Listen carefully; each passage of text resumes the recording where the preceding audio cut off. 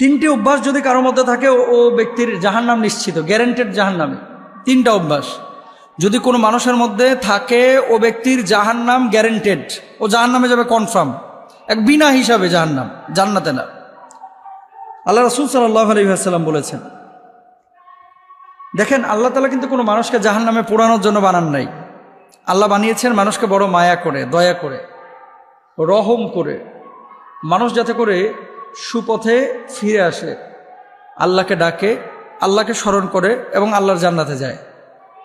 কোনো মানুষকে আল্লাহ তাআলা ইচ্ছাকৃতভাবে জাহান্নামে জ্বালাবেন না, এটা আল্লাহ তাআলার বৈশিষ্ট্য না। আল্লাহ সুবহানাহু ওয়া তাআলার সিফাতের মধ্যেও এটা পড়ে না। আল্লাহ গাফফার, আল্লাহ রহমান, আল্লাহ রহিম। কিন্তু এমন কিছু কাজ আছে যে কাজগুলোকে আল্লাহ অত্যন্ত অপছন্দ করেন, নবী অপছন্দ করেন, কিন্তু এই কাজগুলো মানুষ অহরহ করছে। এই কাজগুলো করার কারণে